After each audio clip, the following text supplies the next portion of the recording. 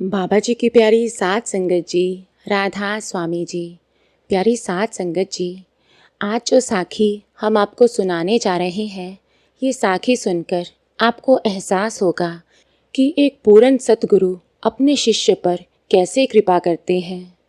साध संगत जी, बात तब की है जब बाबा जयमल सिंह जी स्वामी जी महाराज से नामदान की बख्शीश लेने गए थे। उस समय स्वामी जी महाराज सत्संग में विराजमान थे। बाबा जी ने जाकर चरणों में मस्तक नवाया। उन्हें देखकर स्वामी जी महाराज बड़े प्रसन्न हुए और मुस्कुरा कर बोले, हमारा पुराना मेली आ गया है।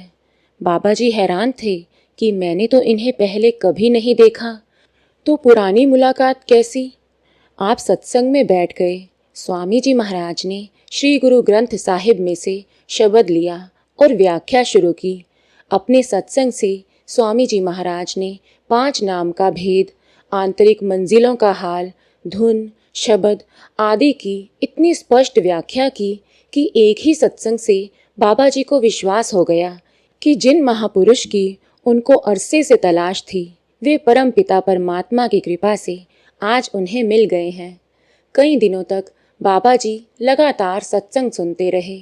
स्वामी जी महाराज की मोहक मूरत उनके दिल में बस गई, परंतु अभी तक कोई ज्यादा बातचीत उनसे नहीं की थी। एक विचार बाबा जी के मन में बार बार आता रहता कि मैं तो सिख हूँ और ये मोने है, क्या मैं मोने को गुरु धारण करूँ? साथ ही उन्हें ये विश्वास भी हो चुका था कि इन जैसा पूर्ण महात्मा सारे भारत में ढूंढने पर भी ना मिलेगा, और जिस बहुमूल्य निधि की खोज में वे इतने वर्ष भटकते रहे, वह स्वामी जी महाराज के सिवाय किसी से प्राप्त हो ही नहीं सकती। इसी सोच विचार में कई दिन बीत गए। प्यारी साध संगत जी, आखिरकार स्वामी जी महाराज ने खुद ही एक दिन कृपा पूर्वक बड़े प्यार के साथ उनसे पूछा, क्यों बेटा, अभी तक सिख और मोने के सवाल का फैसला तुम्हारे दिल ने किया या नहीं? इतना सुनना था कि बाबा जी की आंखों से प्रेमाश्रुओं की धारा उमड़ पड़ी, जो किसी प्रकार थमने में ही नहीं आती थी। स्वामी जी महाराज ने धीरज बंधाते हुए फरमाया, सत्य की खोज करनी चाहिए। बाहरी बातों में उलझकर कई बार सत्य के खोजी असलियत से दूर रह जाते हैं। तुम ही सोचो कि सिर पर लंबे केश रखने या सिर मुंडा देने से परमात्मा की प्राप्ति में क्या अंतर आ सकता है? हमें वाहे गुरु से मिलना है या बालों से बंधना है? शरीयत का पालन एक हद तक ठीक है, अगर इसको मंजिल मान लोगे तो हकीकत से कोसों दूर रह जाओगे। बाबा जी के हृदय में प्रेम की भावना ऐसी उमड़ी कि आपने उठकर अपना मस्तक स्वामी जी महाराज के पवित्र चरणों पर रख दिया और उस दयाल ने दया और मेहर के साथ अपने दोनों हाथ उनके सिर पर रख दिए। प्यारी साध संगत जी, दूसरे दिन बाबा जी को नाम की बख्शीश मिल गई और पंच शब्द की हकीकत का पूरा भेद प्रदान कर दिया गया। 2 दिन और 2 रात वे एक छोटी सी कोठरी के अंदर अकेले लगातार समाधि में लीन रहे। आपकी काया ही पलट गई, तन मन निहाल हो गया। वर्षों से जिस अमूल्य रत्न की खोज थी, वो पूरे सतगुरु की दया से प्राप्त हो गया। बार बार अपने सतगुरु के पवित्र चरणों में शीश झुकाते और अपनी कृतज्ञता दर्शाते। रोम रोम में आनंद समा गया था, खुशी में फूले ना समाते थे।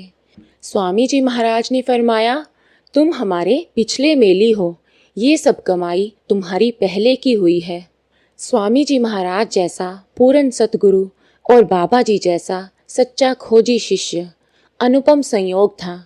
उस समय बाबा जी की उम्र करीब 17 वर्ष की थी। वे दिन रात अभ्यास में लगे रहते, कई कई दिन कोठरी से बाहर ना निकलते। खाने पीने तक का तो ख्याल ही ना था। गुरु का दर्शन ही आहार था और यही जीवन का आधार बन गया। सोने के लिए चारपाई की जगह फर्श को ही बिछोना बना लिया। भजन सुमिरन के सिवाय और किसी कार्य में रुचि ही ना थी। इस सब के फलस्वरूप दिन प्रतिदिन मालिक की भक्ति का रंग दिन दुगुना और रात चौगुना चढ़ता गया। एक बार बाबा जी अभ्यास में बैठे और उनकी सूरत अंतर में चढ़ गई और एक दिन और एक रात चढ़ी रही। स्वामी जी महाराज उस तरफ आए। बाबा जी की वृत्ति अंतर में लगी हुई थी, इसलिए वे ना उठे और ना मथा टेका। स्वामी जी महाराज अपनी तवज्जो से उनकी वृत्ति को बाहर लाए और उन्होंने पूछा कि बताओ, गुरु नानक का मार्ग जो हमने दिया है ठीक है या नहीं। बाबा जी ने हाथ जोड़कर जवाब दिया कि हुजूर का बख्शा हुआ रास्ता तो बिल्कुल सही है। सूरत ऊंचे रूहानी मंडलों पर जाती है, लेकिन एक जगह कुछ रुकावट पेश आती है। स्वामी जी महाराज ने बताया, ये रुकावट साधारण है। ये अभ्यास तुम पहले कर चुके हो और इससे पहले हमारे साथ आ चुके हो। ये सब तुम्हारा पहले किया हुआ है। इस पर बाबा जी ने पूछा कि हुजूर, इसका क्या सबूत है। स्वामी जी महाराज ने कहा, अगर सबूत चाहते हो तो भजन में बैठो। स्वामी जी महाराज ने बाबा जी को फिर से भजन पर बिठाया, उनके सिर पर हाथ रखा और अपनी तवज्जो देकर रुकावट दूर कर दी। जब फिर स्वामी जी महाराज ने बाबा जी की रूह को अपने ध्यान द्वारा नीचे उतारा तो बाबा जी ने विनती की कि अब मुझे अपने चरणों में ही रहने दो और यहीं बैठकर भजन करने की आज्ञा दो। इस पर स्वामी जी महाराज ने फरमाया, दुनिया में स्वार्थ और परमार्थ दोनों बरतने चाहिए। अगर त्याग में ही रहोगे तो लोगों का पराया अन्न खाना पड़ेगा। मत्था टेकने वाले और सेवा करने वाले तुम्हारी कमाई को लूट लेंगे। दुनिया में अपने गुजारे के लिए अभ्यासी को कोई ना कोई काम करना चाहिए। भजन सुमिरन के लिए हक की कमाई बहुत ज़रूरी है। प्यारी साध संगत जी, स्वामी जी महाराज के हुक्म से बाबा जी पलटन में भर्ती हो गए। इससे संबंधित एक बड़ी ही प्यारी साखी है। एक बार जब स्वामी जी महाराज के दर्शन के लिए बाबा जी शहर में आए तो सत्संग की समाप्ति पर रोज की तरह वापस ना जाकर वहीं भजन में बैठ गए। काफ़ी रात बीतने पर भी उनकी सूरत ऊंचे रूहानी मंडलों से नीचे ना उतरी। अन्य सत्संगियों ने भी स्वामी जी महाराज से निवेदन किया कि हुजूर, पलटन की नौकरी में 1 मिनट की गैर हाजिरी भी सख्त सज़ा होती है, इसलिए जयमल सिंह जी को जल्दी पलटन में लौट जाना चाहिए। स्वामी जी महाराज ने आज्ञा दी कि इन्हें फौरन भजन से उठाकर नौकरी पर भेज दो। सत्संगियों ने विनती की कि हुजूर, उनकी समाधि लगी हुई है और हमारी कोशिश के बावजूद उनका ख्याल बाहर नहीं आता। स्वामी जी महाराज ने खुद जाकर देखा कि ध्यान अंतर में स्थिर है और उन्हें संसार की कोई सुध नहीं है। बहुत प्रसन्न हुए और फरमाया, इसे मत छेड़ो, ऐसे ही रहने दो, सुबह जो होगा देखा जाएगा। बाबा जी सारी रात अभ्यास में लीन रहे। सुबह सूर्योदय से पहले पलटन में जा पहुँचे और वर्दी पहने बगैर सीधे अपने सूबेदार की ओर गए ताकि उनसे पूछें कि रात की गैर हाजिरी के लिए किस सज़ा का निर्णय किया गया है। उनका सूबेदार रास्ते में ही मिल गया। सलाम करके बाबा जी ने पूछा कि उनके लिए क्या हुक्म है। सूबेदार पूछने लगा कि किस बात का हुक्म।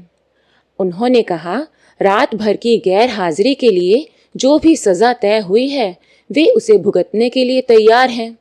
सूबेदार आश्चर्यचकित होकर उनकी ओर देखने लगा और बोला, रात को तो तुमने मेरे साथ पूरी गश्त की और मैगजीन को ताला लगाकर चाबियां खुद मुझको दी। सुबह 5 बजे की गिनती परेड में भी तुम हाजिर थे। तुम्हारी बात मेरी समझ में नहीं आई। अगर कोई और होता तो मैं समझता कि वो नशे में है। बाबा जी ने जवाब में इतना ही कहा, अच्छा, भूल हो गई, माफ़ करना, और वे अपनी बैरक में लौट आए। तो प्यारी साध संगत जी, उन्होंने जब शाम को स्वामी जी महाराज की सेवा में हाजिर होकर अर्ज की कि जिस सतगुरु दीन दयाल ने रात को मेरी जगह आकर ड्यूटी दी, अब उसको छोड़कर और किसी की चाकरी नहीं करूँगा। स्वामी जी महाराज ने प्यार के साथ बाबा जी को हृदय से लगा लिया और दिलासा देकर फरमाया, पलटन में भी तुम मेरी ही नौकरी कर रहे हो, जाओ और मेरी नौकरी समझकर काम करो। तो प्यारी साध संगत जी, पूरन सतगुरु जब कृपा करते हैं अपनी दया मेहर की बख्शीश करते हैं तो उनके सेवक का, उनके शिष्य का तन मन निहाल हो जाता है। साथ संगत जी, अगर आपको रूहानी साखियाँ सुनना अच्छा लगता है तो कृपया हमारे चैनल को सब्सक्राइब करें जी। राधा स्वामी जी।